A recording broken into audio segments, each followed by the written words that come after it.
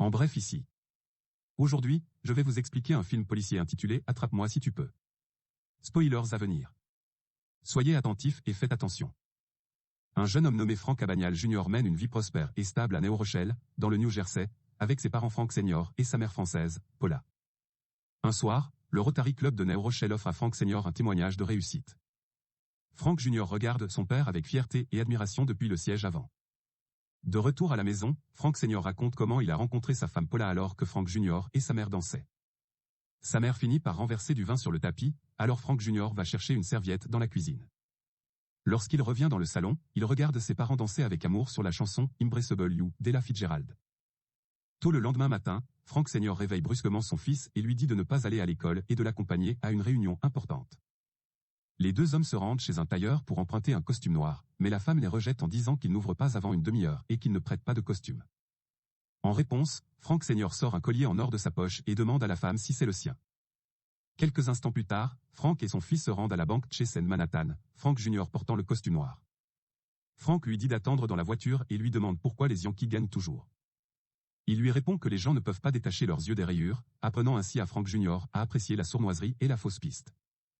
Frank Sr. entre ensuite dans une banque pour prêter de l'argent, mais le caissier refuse parce que Frank Sr. fait l'objet d'une enquête pour fraude fiscale. Finalement, Frank Sr. ne parvient pas à emprunter de l'argent et échange sa voiture à la place. Plus tard, la famille Abagnale est obligée de déménager de sa maison en raison de son déclin financier continu et des problèmes de fraude fiscale de Frank Sr. Malgré cela, Frank Sr. continue à faire de son mieux pour faire le bien de son fils. Frank Sr. offre à son fils un chéquier le jour de son 16e anniversaire et lui ouvre un compte dans une banque avec $25 à l'intérieur. Toujours en proie à des difficultés financières, Frank Jr. est contraint d'aller à l'école publique. Le premier jour, il porte l'uniforme de l'école privée car il ne sait pas quoi porter d'autre et il s'est habitué à le porter. Lorsqu'il entre dans l'école, la brute locale l'accueille en le poussant. Frank Jr. se rend dans sa classe et l'un des élèves lui fait remarquer qu'il ressemble à un professeur remplaçant. Cela lui donne l'idée impromptue de se faire passer pour un professeur remplaçant, et il commence à ordonner aux enfants de s'asseoir, ce qu'ils font. Il fait ensuite la classe et en profite pour humilier la brute qu'il a bousculée plus tôt, laissant le garçon désemparé et pensant qu'il s'en est pris à un véritable professeur. Quelques semaines passent, et les parents de Frank Jr. sont convoqués par le principal. Celui-ci leur signale que Frank Jr. se fait passer pour un professeur remplaçant depuis des semaines et qu'il a même tenu une réunion parents-professeurs. Ses parents sont surpris, mais le père de Frank est secrètement fier des manigances de son fils. De retour à la maison, Junior est choqué de voir Jack, l'ami de son père, quitter la chambre avec sa mère. Frank Jr. est complètement décontenancé et sa mère, malgré son malaise, tente de le faire taire avec de l'argent. Il se rend ensuite dans sa chambre et ferme la porte. Un certain temps passe, et Frank Jr. rentre chez lui et trouve un autre homme dans leur maison. Junior se déchaîne, outré, mais l'homme le calme et l'emmène dans la chambre où ses parents l'attendent. L'homme est un avocat, et il tente d'expliquer que les parents de Frank Jr. sont en train de divorcer. Ils lui remettent un document officiel, lui demandant d'écrire le nom du parent avec lequel il souhaite obtenir la garde. Rempli d'émotion, le garçon perplexe est incapable de prendre une décision, il sort de la pièce et court, paniqué, directement à la gare. Pendant les mois qui suivent, Frank fait des allers-retours entre des hôtels et d'autres endroits bizarres pour se remettre sur pied en utilisant le chéquier que son père lui a donné. Mais les chèques sont tout frauduleux, car il n'a pas d'argent. Un jour, Frank, qui est encore mineur, tente de se faire passer pour un professionnel plus âgé afin d'obtenir un prêt. Il apprend à falsifier des documents et des chèques pour arriver à ses fins, mais il se fait rejeter par toutes les banques auxquelles il s'adresse, car il commence encore à apprendre. Alors que Frank quitte une autre banque après l'échec d'un prêt, il passe devant la boutique d'un tailleur où il voit un uniforme de pilote exposé. À ce moment-là, un pilote digne, accompagné de plusieurs jeunes et belles hôtesses de l'air, descend d'un taxi. Frank est complètement fasciné par le fabuleux étalage et l'admiration qui entoure le pilote. Inspiré, Frank a l'idée de se faire passer pour un pilote lui-même. Il se fait passer pour un lycéen qui écrit un article pour le journal de l'école et interroge un professionnel de l'aéroport. Il recueille ainsi toutes les informations nécessaires pour se faire passer pour un pilote. Il passe ensuite quelques coups de fil pour entrer chez certains fournisseurs d'uniformes de Pen Amer. Grâce à ses complicités, il reçoit un uniforme officiel et crée même de faux chèques de paie que les employés de Pen Amer pourraient encaisser. Cependant, ces mensonges constants lui font un jour mal quand il est embarqué dans un avion en tant que Dead Red, sans savoir ce que cela signifie. Frank Jr. fait la connaissance des pilotes et des hôtesses de l'air. Heureusement pour lui, un Dead Red est un terme d'argot de la compagnie aérienne désignant un pilote qui suit un vol gratuit afin d'être repositionné pour une mission, et non quelqu'un qui est responsable de son propre vol. Au fil du temps, il parvient à accumuler des millions de faux chèques grâce à son charme et à ses astuces. Un après-midi, Frank rencontre son père pour lui faire la surprise d'une Cadillac. Bien que Frank Senior soit reconnaissant, il refuse de l'utiliser car le fisc trouverait cela suspect. Il est ensuite en larmes lorsque Frank Jr. évoque sa mère. Pourtant, Frank Senior promet de continuer à se battre pour elle et de réunir leur famille, ce que Frank Jr. souhaite plus que tout. Carl Renreti, un agent du FBI sérieux et déterminé, commence à traquer Frank à cause de ses fraudes aux chèques. Carl parvient à se rendre à l'hôtel où se trouve Frank. Il passe à l'action et se dirige vers la chambre de Frank. Frank est en route vers sa chambre d'hôtel lorsqu'il croise Mr. Murphy, un vieil aveugle aidé de son compagnon, à la sortie du couloir. Frank salue Mr. Murphy et entre dans sa chambre d'hôtel. Carl arrive dans la chambre de Frank en brandissant une arme. Il fouille la pièce à la recherche de Frank, qui surgit alors de la salle de bain. Malgré son intrusion, Frank regarde Carl d'une manière posée et calme avant de lui dire qu'il est l'agent Barry Allen des services secrets. Bien que cela fasse baisser la garde de Carl, il lui demande quand même de s'identifier. Juste avant que Carl ne puisse ouvrir le portefeuille de Frank, ce dernier le dirige vers la fenêtre, en lui disant que son partenaire est déjà en train d'appréhender le criminel. Carl jette un coup d'œil et voit Mr. Murphy se faire aider par son compagnon jusqu'à sa voiture. Cela le convainc et il se détend, si bien que Frank s'en va alors que son portefeuille est encore chez Carl. L'homme s'affale sur le lit et vérifie le portefeuille, mais il n'y a aucune carte d'identité. Lorsqu'il regarde par la fenêtre, Frank est déjà en train de courir. Frank s'est échappé et continue d'en apprendre davantage sur l'aviation en se faisant passer pour un étudiant en train de rédiger un article. Finalement, le professionnel de l'aviation l'arrête et lui demande de partir, mais pas avant de lui remettre un article de presse sur un escroc se faisant passer pour un pilote auprès des compagnies aériennes, appelé The Skywayman. Dans l'article, il est appelé le James Bond du ciel. Cette remarque incite Frank à aller voir le dernier film de James Bond, et il achète alors le même costume et la même voiture que James Bond porte dans le film. Il se rend dans un hôtel et rencontre une femme séduisante avec laquelle il finit par passer la nuit. La veille de Noël, Carl Renreti est assis seul à son bureau, alors que tous les autres sont en famille. Carl reçoit soudain un appel sur son téléphone et entend la voix de Frank. Ce dernier s'excuse de l'avoir trompé auparavant et dit à Carl qu'il veut le rencontrer dans un hôtel. Mais Carl considère qu'il s'agit d'un bluff et ne tient pas compte de tout cela. Il énerve Frank en lui faisant remarquer que s'il l'appelle, c'est parce qu'il n'a personne d'autre à appeler. Frank raccroche alors, et Carl s'en amuse. Le lendemain, Carl passe sa matinée dans un restaurant. Il cherche Barry Allen dans l'annuaire téléphonique et voit plusieurs adresses de personnes inscrites sous ce nom. Un jeune serveur voit par hasard ses papiers et lui demande s'il est fan de Barry Allen, ce dernier étant la véritable identité du super-héros fictif The Flash. C'est alors que Carl se rend compte que Frank n'est qu'un enfant. Avec cette nouvelle information en tête, il appelle ses partenaires pour qu'ils recherchent tous les cas d'enfants disparus pour essayer de retrouver Frank. Finalement, Carl et les agents du FBI trouvent la mère de Frank, Paula. Paula, qui s'est remariée, coopère avec les agents du FBI. Elle leur remet une photo de son fils tirée de son annuaire, ce qui permet à Carl d'identifier Frank et d'obtenir son nom. Pendant ce temps, Frank mène la grande vie, car il a commencé à utiliser son argent pour organiser des fêtes. Lors d'une de ces fêtes, un de ses amis a un accident, et il doit le voir à l'hôpital. Là, il rencontre une jeune infirmière nommée Brenda Strong. Tous deux établissent une connexion et sont immédiatement amoureux l'un de l'autre. Frank prétend à Brenda qu'il est médecin et qu'il cherche un emploi. Au début, on ne comprend pas pourquoi il a décidé de se faire passer pour un médecin, mais plus tard, dans une lettre à son père, il déclare qu'il est fatigué de courir et qu'il veut trouver quelqu'un avec qui s'installer, ce qui laisse entendre son affection pour Brenda.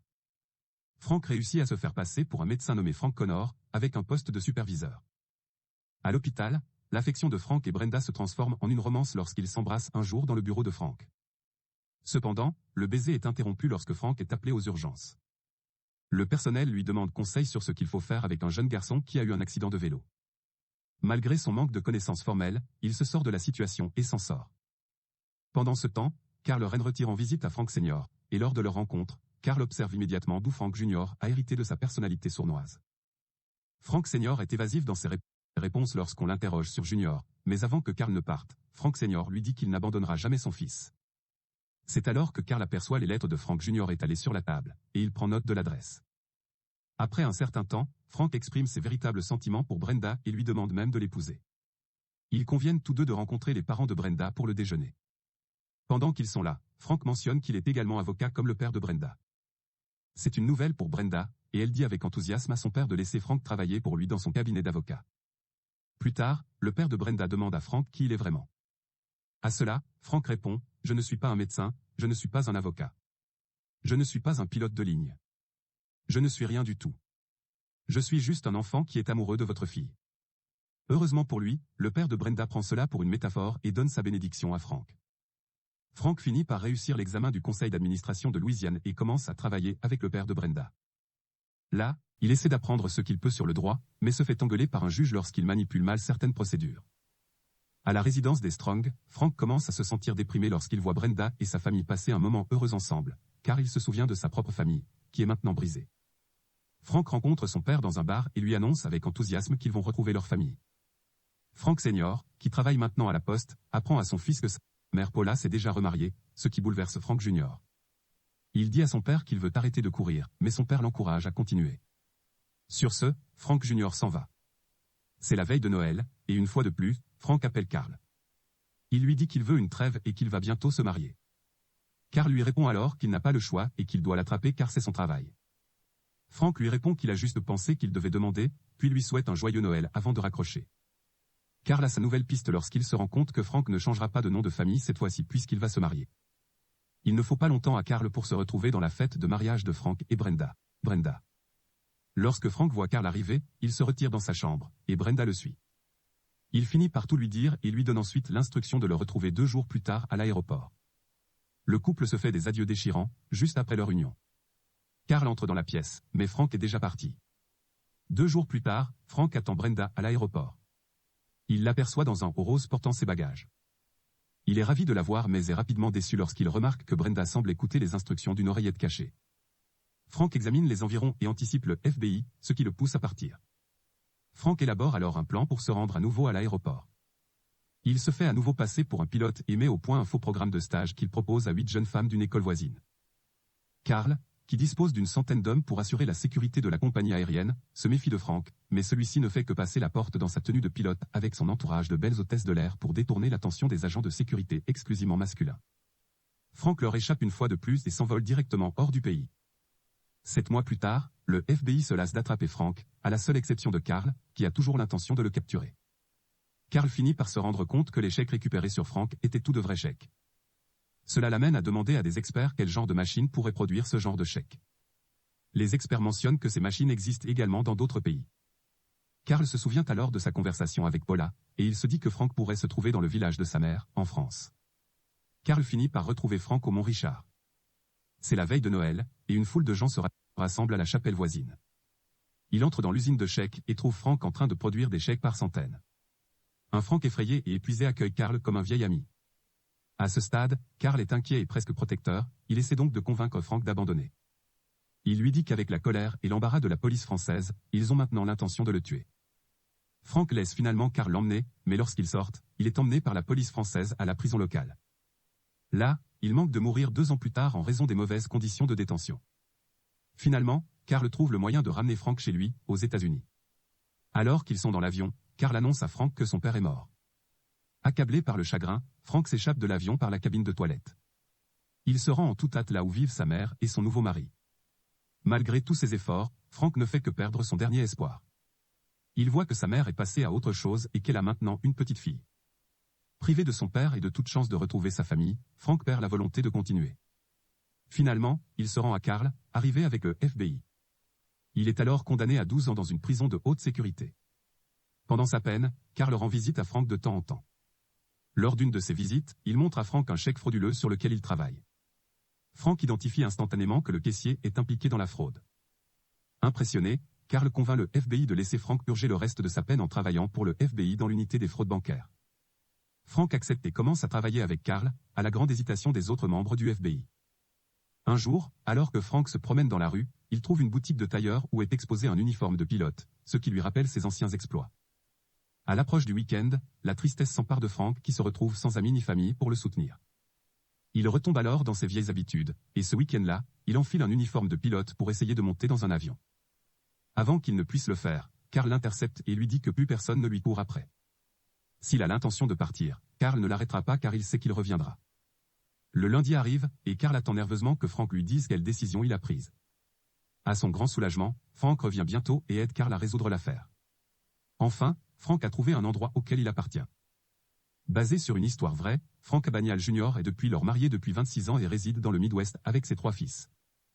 Frank a réussi à gagner sa vie en devenant l'un des principaux experts mondiaux en matière de fraude et de falsification bancaire, et il entretient une amitié avec Carl Renreti.